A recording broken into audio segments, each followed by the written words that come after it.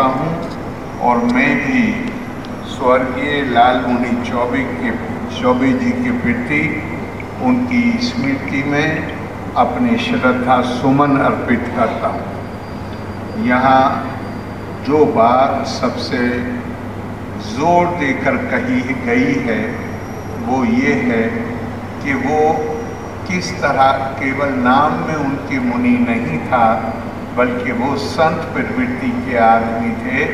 बहुत सादगी पूर्वक उनका जीवन था, विचार उच्च थे और वास्तव में भारत में, हमारी संस्कृति में, हमारे मनीषियों ने जो राजनीति की कल्पना की है वो उसका प्रतिनिधित्व करते थे।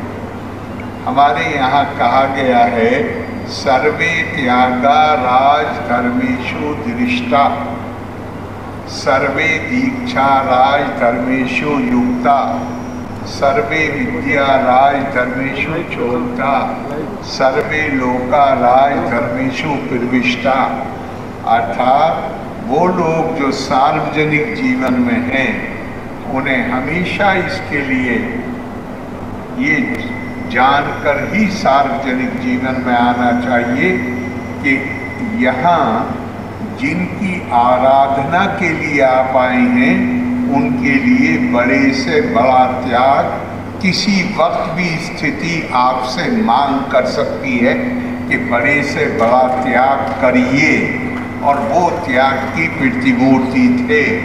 सर्वे दीक्षा राज धर्मेषु चोक्ता, और आपके संस्कार, आपका आचरण, आपकी वाणी ऐसी होनी चाहिए कि जो नज़र आए कि आप सभ्य हैं, आप सुसंस्कृत हैं।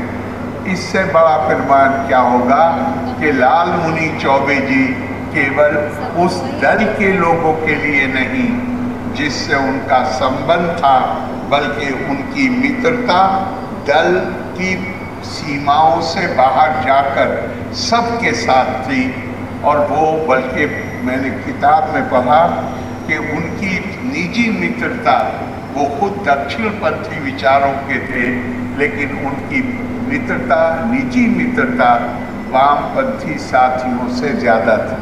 हमारे साथ भी जब भी उनसे बात होती थी, कभी सेंट्रल हॉल में उनके साथ चाय पीने का अवसर आता था, वो लगता था जैसे ये अपने, जिस तरह वो बात करते थे, मैं तो उनसे उम्र में छोटा था, लेकिन जिस तरह वो मेरे भाषण की तारीफ करते थे मेरे सीट पर आके, लगता था जैसे अपना कोई बड़ा है जो हमें आशीर्वाद दे रहा है, हमारा उत्साह वर्धन कर रहा है। इसी तरह वो बड़े जिज्ञासु थे, नई नई चीज़ों को जानने के लिए।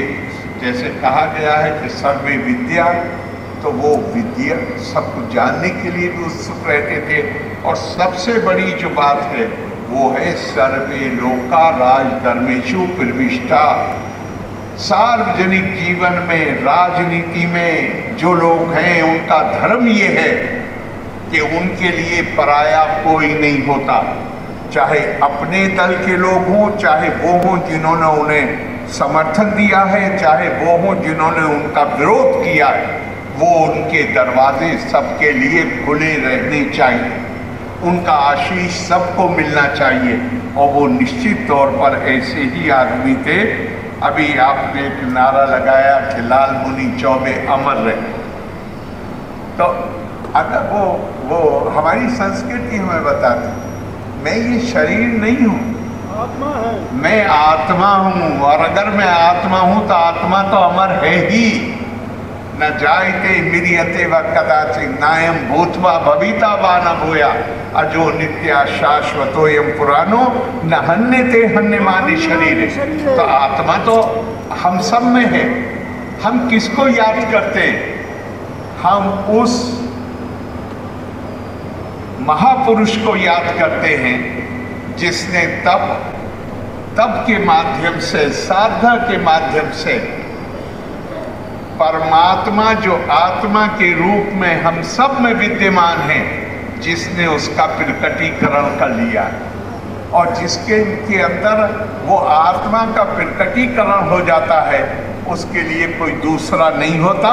उसके लिए तो इंसान नहीं, जानवर भी, पेड़ पौधे भी, वो उन्हें भी कष्ट नहीं पहुंचा सकता। कभी भी उनके अंदर भी वो परमात्मा का रूप देखता है। मैंने जो जिन लाल मुनि चौबे को देखा है वो ऐसे ही थे, और ऐसे ही थे तो अमर रहेंगे। ऐसे लाल मुनि चौबे जी को मैं एक बार फिर अपने उनकी स्मृति को अपने श्रद्धा सुमन अर्पित करता हूँ। लोका समस्ता सुखिनो भवन्तु।